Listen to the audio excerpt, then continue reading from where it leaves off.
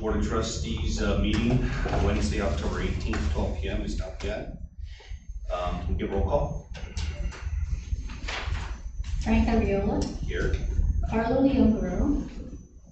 Richard Sablan. Rose Reno. She's off island. Gina Lamas. Here. Yolanda Padron. Here. Kenley McLeod. Here. We have a quorum. Dr. Mary O'Connor. Here. Kenneth Bautista. Here. Simone Wallinger. Attorney Roland Montanonia. We apologize. Sends regrets. That's it. Okay, thank you, Bertha. Can we recite the mission statement? Guam Community College is a leader in career and technical workforce development, providing the highest quality, student-centered education and job training for my community. Let's move forward with the minutes. Can I get a motion? I move. Second? Second. Okay, let's do a quick review.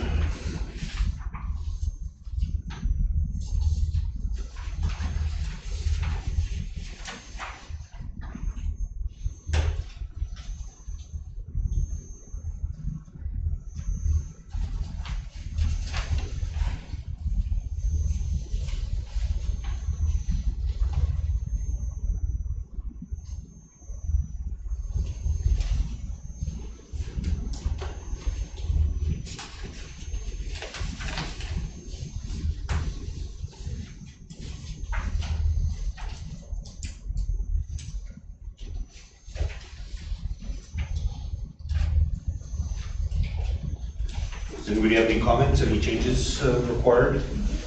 Yeah, can you just get a quick vote? All those in favor of approving the minutes, say aye. Aye. Okay. Minutes approved. Let's move forward with communications. No communications to present, Thank you, Dr. Cotta. Public discussion. and no request for public discussion. Thank you. Let's move forward with the reports, the president's report. Okay, so starting off with the financial status of the college, for fiscal year 2024, all funds appropriated have been received 100%. So fiscal year 24 is good in terms of all the appropriations and all the collections. Dr. Cotta, have we ever seen that? We have, for the past several years, we have. On the Yes. the 30th. 100%. Wow. Yes. It's great. Starting off for fiscal year 2024, of course, we are, today is only the 18th, and so far we have received $534,868 from the general fund, and to support our Witchy PSEP scholarship program, $6,038. And so this is a total of $540,906. So 20% of the total appropriation, but it's only been a couple of weeks. Good.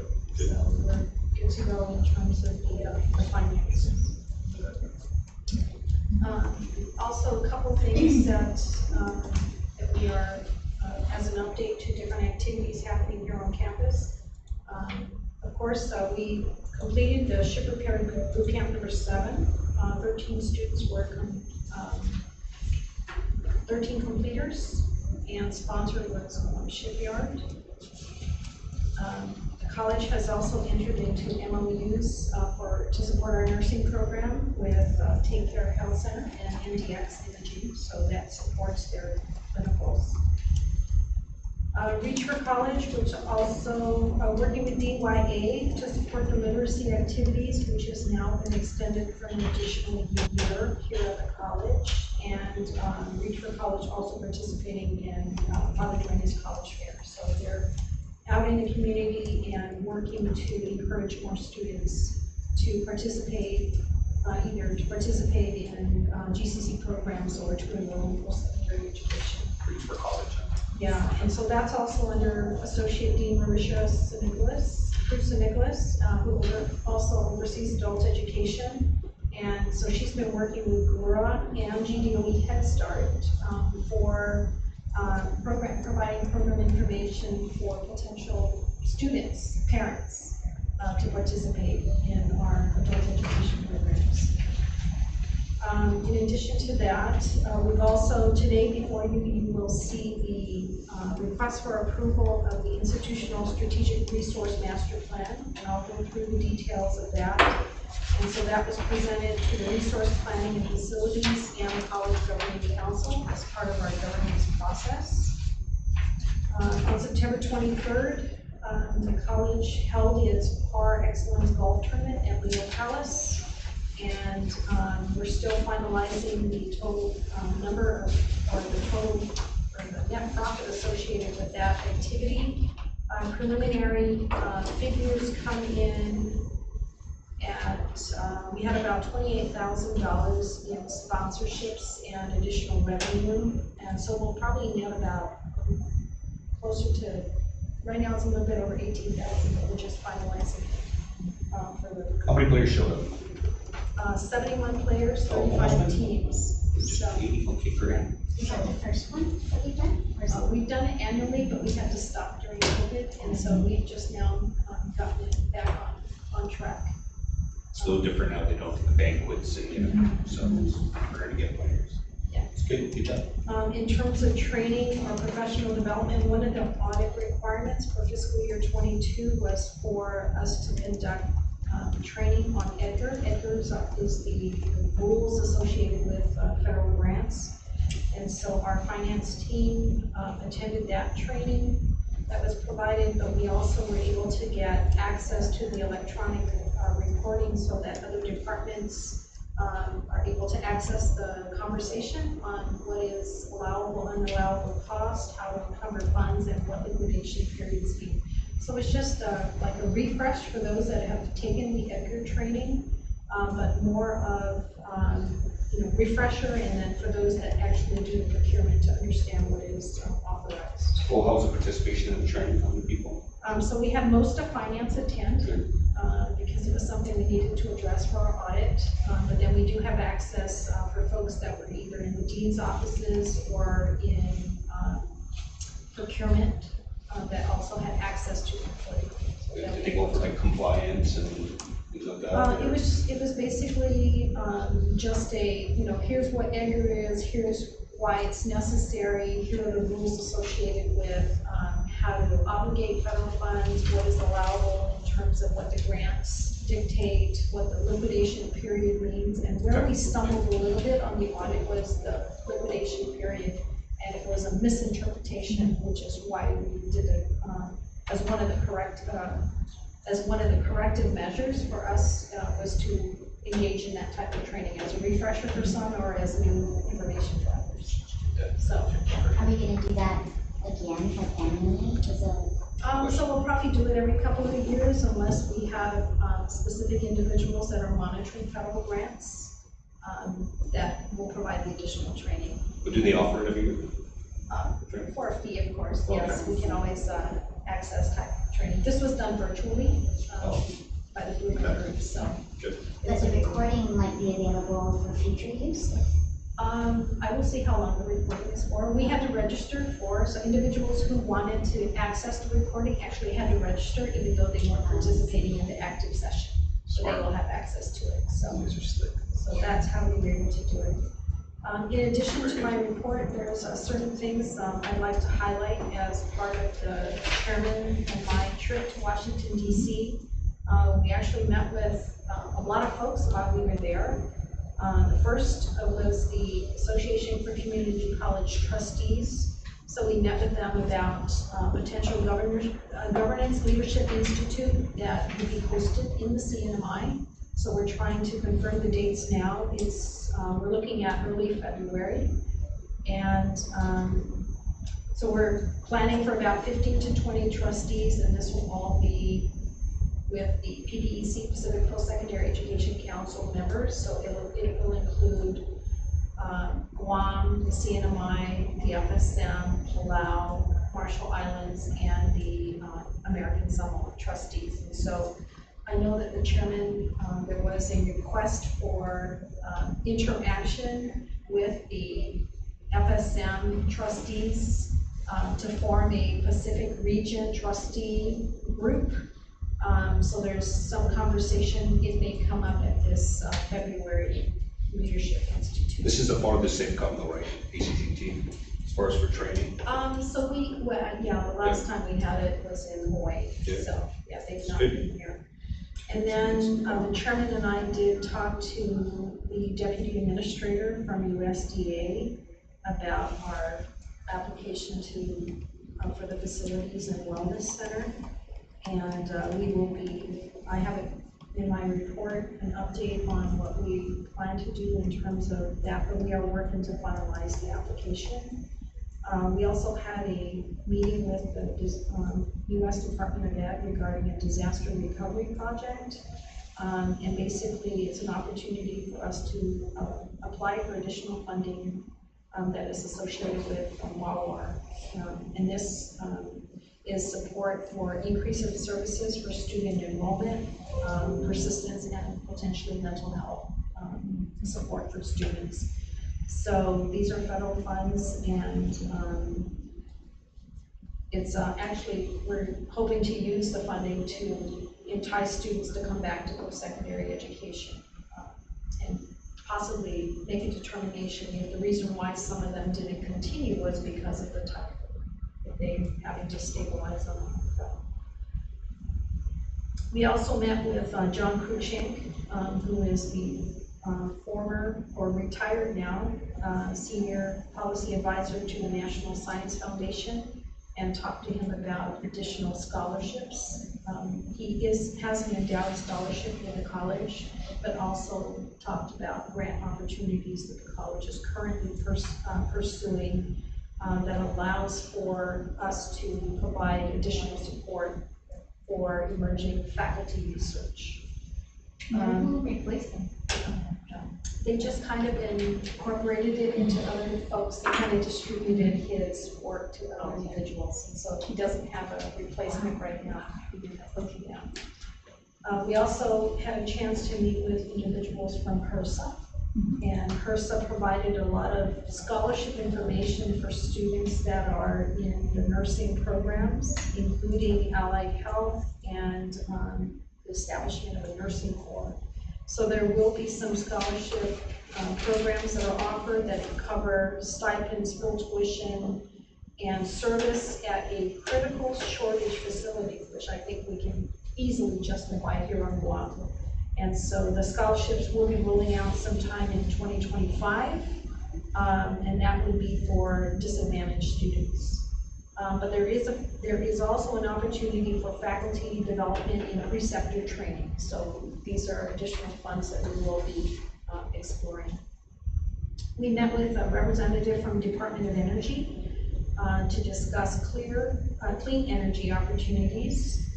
And the discussion was really focused on the community benefits plan and how the funding can also be used to support internships in partnerships with companies that also provide clean energy. There is a Communities Lead program that provides technical assistance for community college to request for assistance for funding opportunities. So even though there's a lot of funding out there, one of the shortfalls that many community colleges have really is the capacity in grant writing. And so to the extent that the federal agencies can provide technical assistance in the grant opportunities, that's what we're also looking for. So not just knowing where the funding, or that they have funding, but how to access it, because we're up and competing against much larger institutions and research institutions. And then the chairman and I did have a meeting with the American Associations for Community College, our partner, Ms. Jen Worth. We talked about partnership possibilities for rural economic development and workforce planning, which is the Metallica Scholars. And we have some Metallica merch for you. And then we have a follow-up conversation with her. I think it's scheduled now for tomorrow for Snap-on tools, because Guam had a presence of Snap-on tools many years ago, and there is a need or interest for us to have access to the tools again to support some of our programs, primarily automotive. And then also there's funding opportunities of establishing an electric vehicle hub, and this is going to be incorporated within our renovation of Building 500. And AACC is also requesting, or we've actually had a discussion with her about some potential sponsorship for the trustees to attend the Workforce Development Institute in New Orleans. And so there's a funding opportunity for that we will pursue. That's late January, right? January. Yeah, right towards the end of January. And then we did our final meeting. Our final meeting was with Dr. Erin Lynch about a partnership for our NSF application. And so they've been supported through many projects through NSF for minority serving institutions. And so she reached out to us, and so she just happened to be in DC for an event that we were able to meet up with her. So very productive meetings over the 2 days that we were there, full on schedules, but all of these activities really help to support not just revenue generation in terms of grant writing, but strategic master planning, and of course everything focused on what we can do to assist our students, whether they be in nursing or some emerging instructional or curriculum activity that we know. Yeah, Dr. College, I just want to add, it's actually a great time of the year for, the president and maybe a board member to go out. There's a lot of money left over, and actually the timing was good. People are actually in their offices or willing to meet. We've had it where people are still working from home, but the weather was excellent. Yeah, like you said, we had a busy 2 days. We enjoyed the broken escalators at the At the Metro. Only 75 steps up. We got that exercise. Yeah, but guys, productive trip. Busy. Oh, yeah. Very Thank good. you. And then I will talk about more details on the construction projects in terms of the CIP projects associated with our the money that's funded through NAF. Okay. We do have a new capital improvement projects coordinator that has been hired and is now overseeing all of the CIP projects, including the smaller projects such as the air conditioner replacement, and I'll talk about the buildings later on in the agenda. So we do have a new individual on board to help facilitate all of the CIP activity, Mr. Phil Torres. Okay, so we'll move forward to the monthly activities report. Do you need to go over anything else with the capital improvement? I'll talk about Later, right? Okay, monthly activity reports. Thank you. Okay, so on Friday, September 22nd, we had our CALTA general membership meetings with our student orgs. And on Friday, September 29th, CALTA and CSI hosted the Need to Lead student conference. We had 89 students participated. And then on Friday, October 6th, we had another CALTA general membership meeting. And then today, October 18th, CALTA and CSI are hosting the Meet the President. And October 20 is our next CALTA general membership meeting, which is this Friday. And then next week, Monday to Friday, CALTA is having a Spooky Spirit Week for the students. So on Monday, is Black as Your Soul. Students can dress up creatively with the color black. Tuesday is a favorite movie character. Creative Wednesday, students are to create 1-minute videos showcasing their Halloween spirit. Thursday is back to the 90s. Friday is dress up as your favorite GCC faculty. Yeah, and then students who participate will win a prize, and which will be chosen randomly on our CALTA social media. And then posters for information will be posted on my GCC and CALTA's Instagram tomorrow. So you represent the board? Can you dress out all 4 days? Wear Mary's heels. Yeah. That'd be cool. That'll be interesting. Yeah. That'll be a fun project. How's the semester going? Going fast. Yeah, notice campus is cool. Okay, well, thank you very much. Ken? So, support staff are currently just working on the current semester, spring semester, fall semester, and spring is coming up. We should have new early registration sometime this month. We've also had to prepare for the tropical storm, so we're getting a lot of practice. And we've done done assessment after the storm in our areas and areas that we were asked to evaluate. And the college is having a college assembly at the end of the month. So, and that's pretty much all for the support staff. Systems wise, how we do after the typhoon? I know a lot of government agencies and companies got hit or broken into. How's our Actually, yeah, no, we didn't have any, No any issues. real issues. Yeah. We had some hardware that have to be replaced and whatnot, but Yeah. other than that, it was pretty good. It was pretty- redundancy's good? Yeah. I noticed we haven't heard anything. No students complaining. Yeah. Internet's strong. It's good. Okay, very good. Another storm next week.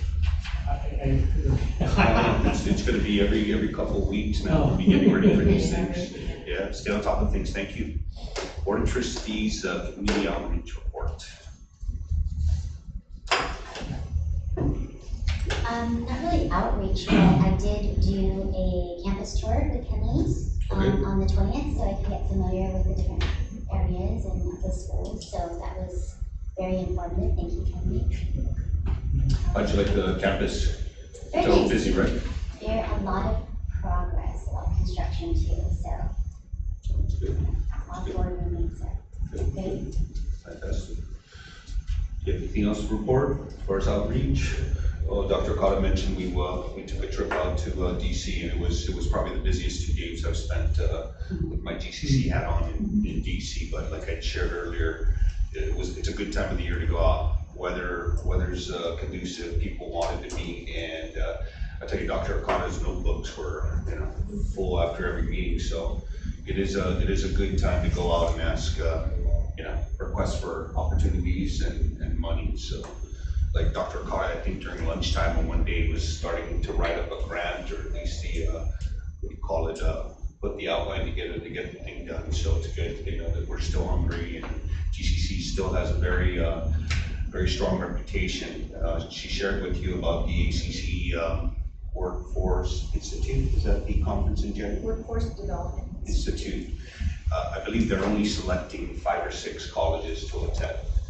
And so for Guam Community College to be selected to come, I mean, it says a lot about the school. Some of the good things are they're actually bringing government agencies to this conference, and so we're gonna have a lot of access. And then they're getting very creative. They're gonna have a speed dating type of concept during the thing, so that we can, really interact with them. And everybody knows the relationships that Dr. Okada and the board has, and also faculty staff has done with DC has really helped this campus move forward. So I think it's a good idea. I don't think I have anything else to report besides graduation. Okay, unfinished business. So starting off with the Wellness Center, of course, I mentioned meeting with USDA. So our goal is to submit the USDA documents by the end of the month for your consideration. There's just a few things we need to tidy up. And so Dr. Julie is leading the charge on that and has actually been updated. So our goal is to get it out by the end of the month and into USDA hands. In terms of Building B is now about 50% completed. So it's moving along. I did get preliminary information that there will be a request for a time extension, so we will work through that. It is currently under review. Workforce Development Center, we submitted our progress report, and based on the latest information, we are preparing to go out to bid on November 1st. Congratulations. Culinary Arts and Baking Center is 8% completed. DPW approval was just received October 16th.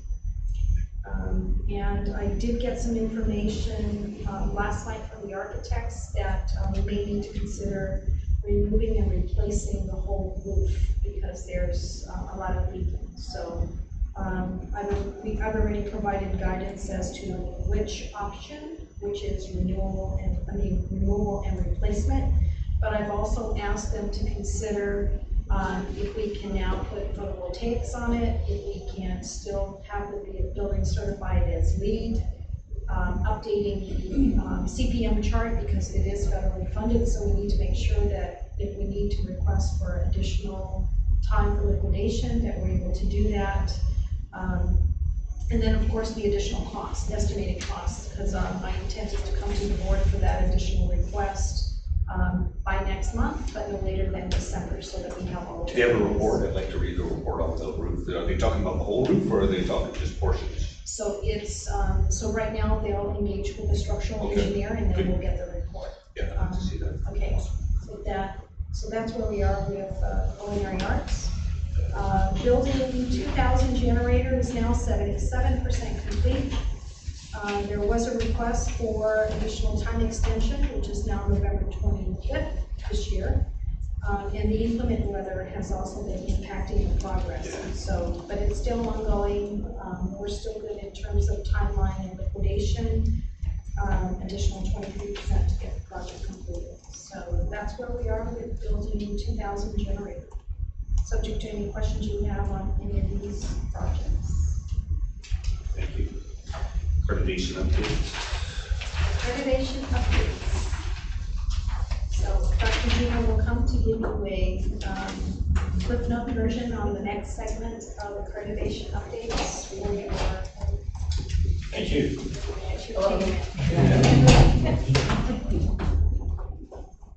Is it okay if I just stand here? Oh, you should actually come over here because the camera's here. Yeah, but I have to face you. Go ahead. First of all, I'd like to thank you for the opportunity to provide you with an update on accreditation activities on our campus. So last month, we had an accreditation ICER training that was provided to each of the standards committees, and I want to thank Dean Pilar Williams, she's right over there, right? Dean Pilar Williams, for conducting the training last month. We also posted an announcement on my GCC regarding the weekly standard committee meetings, and then we invited members of our campus community to participate in the meetings so that we can get additional feedback from different stakeholders and make the ICER report richer because of the feedback. In the announcement, we included information such as the times, the days, and the location of the meetings, and we also included the names of the chairs and co-chairs so that individuals, if they wanted to provide feedback and weren't able to attend the meetings, they can contact the chairs or co-chairs directly and provide them with the information. The outlines for each of the standards committees are due on October 20th, and the outlines will include the main points for each of the standards in addition to the types of evidence that they are considering to include in their particular write-up for each of the standards. The outlines will be received and reviewed the week of the 23rd, and then I will provide, and Dean Pilar will provide feedback to the committees by October 27th. Our college assembly is on October 31st, and in the college assembly in the agenda that will be posted, we've indicated that we will have members of standards committees do a 10-minute presentation of what work they've done so far for each of the accreditation standards. So there'll be 1 or 2 members of each of the standards committees that will do an overview. And also in the agenda item between 1 and 2 o'clock in the afternoon, we have standards breakout sessions, and we'll have members of the accreditation of the standards committees also provide an opportunity for campus constituents to provide input into the ICER. So basically, there'll be 8 breakout sessions, and 2 sessions each will be dedicated to one of the standards. The first draft of the standards is due on Friday, November 17th, and the second draft is due on February 16th. And as far as the accreditation website, AIER has been working to ensure that the links to the information in the evidence repository are activated. Of the 159 items in the evidence repository, we have 102 items that already have an active link, and Kathy is also working to provide the links for the additional 57 items. And one of the things that I wanted to include in the accreditation repository is the advisory committee meeting minutes since the last time we were reviewed. So that will be uploaded and links will be activated for that as well. So as you can see, we've been actively trying to get participation campus-wide from different constituents and providing opportunities for them to provide input either by attending the meetings or submitting some write-ups. And I think today, this afternoon, during the Meet the President, there'll also be a presentation on accreditation, and information will be provided regarding the meetings of the standards committees and inviting students as well to participate in those meetings. So I just want to thank all the standards committee members for all the hard work they've done, and invite the board as well to provide input into the development of our ISER. Thank you. Any questions? What's the next accreditation survey? Am I still gonna be here again? So the report is due in August. but August We will complete 1st. it by May, Yes. because that's the end of the semester. And so Okay. August 1st, faculty won't be here, so we'll submit it early. And the visit will be in March 2025. 2025. You'll still be here. Yeah, March 2025, yeah. Just remember SLO. Yeah. That was the acronym Yeah. from the last time. Yeah, okay, And you were the chair. okay, yes, Yeah. okay, yes. Okay, and then my second question is, is there anything you need from the board side? Is there a recording or anything that It's we? on your calendar. Okay, good. I'll discuss it. Okay, good, okay, thank you. Okay. Thanks. Thank you. Yodi, you have a question? Well, before you leave, I just want to let you guys know that, we appreciate everything you're doing. I feel that we're in really good hands. This is your first accreditation, being in charge, correct? Yes. Yeah, so good job. Keep up the good work. I know you're congratulating everybody else, but keep up the good work and the leadership. Thank you. You're welcome. Thanks for your support. Thank you.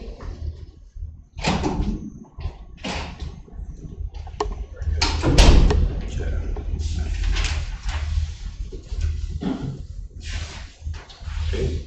New business. So in your packet is the Board of Trustees fiscal calendar for October 2023 through September 2024. And this is basically a placeholder for all the activities and reporting requirements that are identified either in public law or based on activities that are happening here on campus. What you will see here is the standard 4, which covers the board, the governance, and the decision-making for the institution. The committee meetings are every Friday from 10 a.m. to noon at the President's Conference Room. You're welcome to attend those, so it's on your calendar so that you can see it. Bertha can also put it on your electronic calendar as well. 10 to 12, right?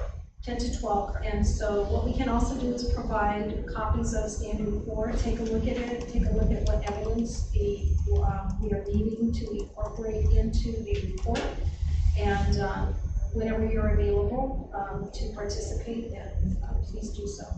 The more folks that we get participating in each of the standards, then it would be accreditation as a culture associated with how we develop and how we actually support our institution. So that's on your calendar. In addition, I'm thinking we can probably provide some link, but let me just verify that because the meeting is in the PCR, we probably would be able to stream it from there. What do we normally stream it? Do we use Zoom? Yeah. And then, so other things on here are the quarterly reports that are required, the Board of Trustees attendance report that is required, that we submit to the governor. In here is also the annual report that I submit by the last day of the calendar year, December 31st. And then we provide any update for Board of Trustee training. This is a calendar that has in its placeholder any recommendations for the Board of Trustee policy review or any outstanding policies. Every January, there's a public law that requires government training every 4 years, and so we make sure that we're in compliance. And then just tentative dates for the Board of Trustee meetings, and we've also populated on here the Foundation Board of Governor meetings. It has in here, you'll also see There is a report that is due June 30th regarding the graduate employment report, and that basically is 2 years after graduation, where are the students, and it's a requirement where they are, what salary they are at. It's a survey we do, and if they are in the occupational area where they pursue their degree. So it's just that. And then, of course, we've also included on here the annual ACCT conference, which is in October of 2024. So this is just just a review of what's currently in place. It will be updated periodically, but we request for the board to approve your calendar for fiscal year 2020. Thank you. Can I get a motion to approve the Guam Community College Board of Trustees annual fiscal year calendar? Motion? Can I get a second? Can you get a quick vote on all those in favor? Say aye. Aye. Opposed? Okay. Looks like the calendar's been approved. Good job. Resolution write-off on collectible receivables. Yeah, so this is the write-off of our uncollectible receivables. This particular resolution really is for the student files, Okay. student ARs, and this is for the 2010 terms all the way to 2016. So this basically is in alignment with what we have reported on our financial statements. Very good. All of these outstanding obligations have been submitted to the collection agency. So this is accumulated over many years. We do have in place a mechanism that puts a hold on student accounts, so they're not able to register or receive transcripts unless they make some form of payment. And so the request is to write off these amounts. It's already been accrued, Okay. but we're requesting to write off the student accounts receivable for a little over $1.2 million, but again, over multiple years.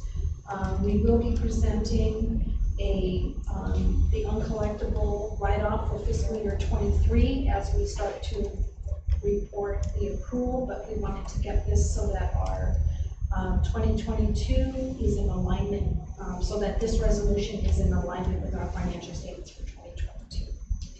Does anybody have any questions? Okay, if not, I get a motion to approve Guam Community College Board of Trustees Resolution 14-2023. That's the write-off of uncollectible receivables for fiscal year 2022. Can I get a second? Let's have a quick vote. All those in favor say aye. Aye. And opposed? Okay, motion passed. Let's move on. Strategic Resource Plan.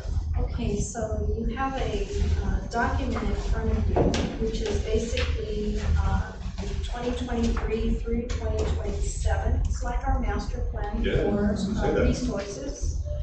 This is the second time that we've done this. The last, prior to 2020, it was 2020 through 23. This document has been vetted through the Resource Planning and Facilities Committee and the College Governing Council. This takes into consideration some assumptions. It takes into consideration current enrollment, projected enrollment.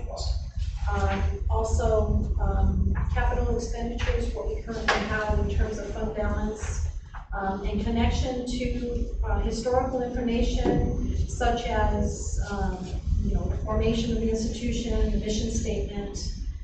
It also connects to the institutional strategic master plan, the campus physical master plan, institutional technology strategic plan, distance ed strat plan, institutional priorities for professional development, and of course our marketing plan. And so all of these are, this is focused on how we as an institution govern, how we upgrade our technology, how we market the institution, and what we have in terms of facility upgrades, what the phasing is, and even though the phasing doesn't always go what's A and B, it just depends on the resources that are available. But this this takes into consideration what are the resources necessary to move the institution forward, keeping in mind that the enrollment may go up, may go down, has gone down in the past several years, but how we're able to stabilize and continue to offer career and technical education services. So this also takes into consideration the planning process that we had in developing our institutional strategic master plan. But this is the one area that focuses on the resources, financial resources. And so this is presented to the board for their approval of the strategic resource plan. Is this online already? This is in draft form right now. So once it's approved, it will go on. Yeah. Any of the trustees have any questions? Mary, are we doing this every year now? So this will take us till 27. Oh, okay. And so it'll take us till 27, but what we do is we monitor it every year, just like we do this strategic plan. We monitor, we make some adjustments and changes just so that we're able to identify, because these are projections based on some assumptions, and the assumptions are going to change. If there's a new initiative or an emerging technology or stuff, it'll change the strat plan, but it just serves as the guide. And this is also, all of these plans in different forms, strat plan, master plan, everything is all incorporated into all the administrators' performance and evaluation. So it's connected. Have we gone through this like 3-4 times? Make sure. This is our second time. This is our second time to produce. Okay. Yeah. Okay, very good. Is there anything that we added as a result of this being our second time? It's the declining enrollment. So declining enrollment was one of the assumptions that we needed to consider, and so that was one piece, but also the revenue streams that are coming in. So revenue streams have been really, we've been very fortunate to have external revenue from the federal government as a result of the pandemic. And it has helped us to build the institutional capacity, again, seeing it in construction, seeing it in increased technologies that we've had in student support services. And so all of those components, as it deals with the financial resources, not just to obtain, but to sustain, are incorporated into what we project and need moving forward. Okay, so the motion would be to accept and To adopt. Adopt, okay. All right, can I get a motion to adopt the Guam Community College Strategic Resource Plan spanning 2023 to 2027? Motion? Motion, can I get a second? Second. Quick vote, all those in favor say aye. Aye. And then approved? I like this very much. Yeah. This is awesome. Yeah. It's good. So when this goes online, it's just a PDF It's a flip PDF. through? Yeah. Does it look like a stack where it's a Magazine. yeah. Like flip the flip pages. stuff? Or is it a PDF? It's easier to read that way.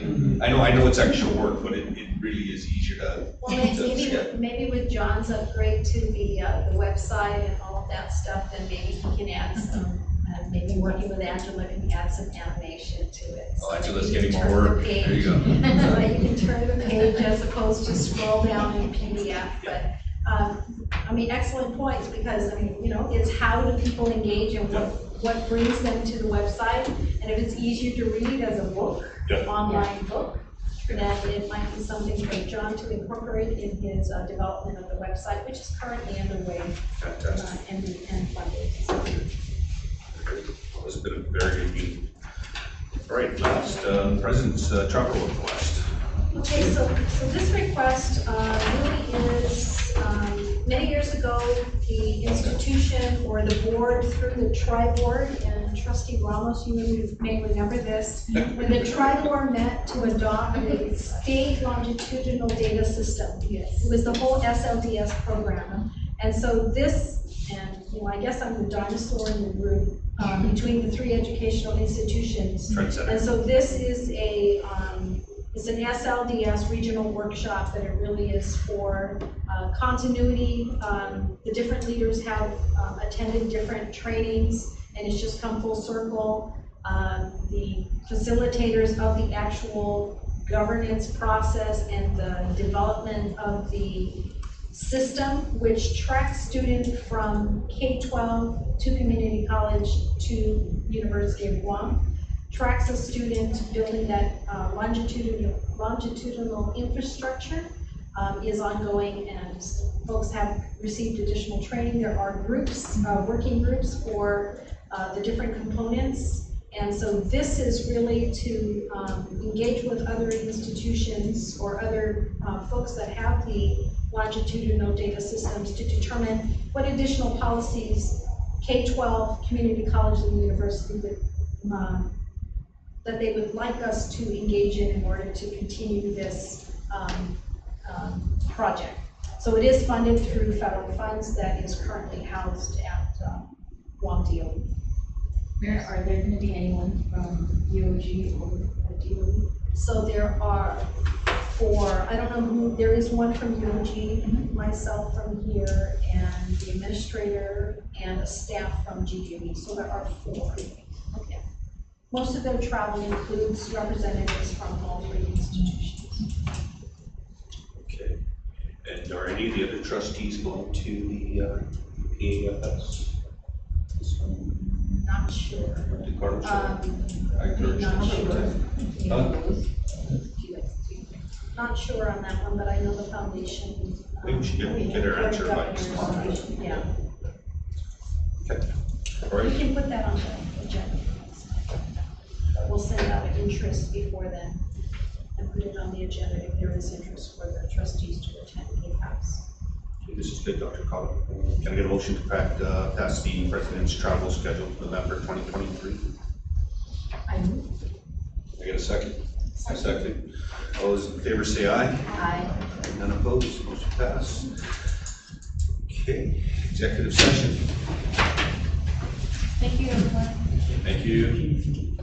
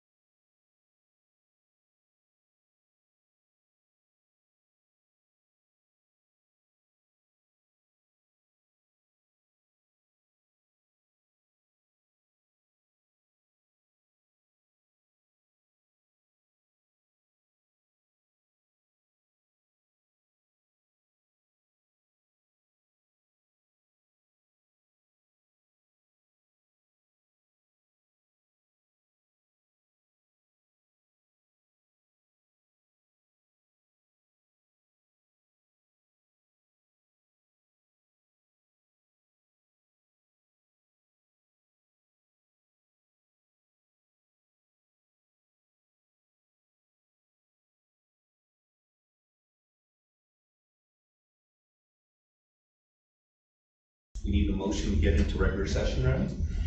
Can I get a motion? Second? Okay. No objection, move forward, and can I get a motion to accept the president's report? I have to give it to you. Oh. Okay. All of this was recorded in open session. Hey, so we have to take a photo with the beanies, okay, guys? The metallic, did you see it? Yeah. Oh, you guys got a beanie? It's a t-shirt. Oh. Only got 2 people. Okay, let me look, I might have a couple. Any questions on the president's report? She went through the majority of this report. Okay, can we get a motion to? Congratulations. Yeah. again for your degree. Any questions? So let's approve the president's report and then we'll go into the evaluation. So can I get a motion to pass the monthly report from Dr. Okada? Can I get a second? Second. No objections, motion passes. And next, officially I want to thank Dr. Okada for a successful 2022-2023. The evaluation came out at 50 of 50 points available. So I gotta say it's getting difficult. The bar's been set, and your performance, if there was a higher than 50 point score, you would have gotten it. So maybe we need to work with Bertha to add a 6 or something in there. So, but I want to thank you for your dedication, your sacrifices. When you travel, I know it's difficult to travel and leave the family and the college here. So thank you for your dedication. Thank you for your hard work. Thank you for leading the way in education here on the wall. And we hope and pray that you continue to take on this challenge here at Guam Community College. With that said, I want to ask if I can get a motion to approve the President's Performance Evaluation Report. And this is from the period of June 16, 2022 to June 15, 2023. Okay. Second, let's vote on this. Can I get a vote? All those in favor? Aye. Okay, none votes. Congratulations, Dr. Okada. Thank you very much for your support over these last 16 years. I truly appreciate it. Enjoy my work. 20 sounds good. Yeah. Thank you. Well, with that said, can we get a motion to adjourn? Oh, I can. Trustee Ramos, second, okay. Okay, with no objections, motion approved, and meeting is adjourned. Thank you very much.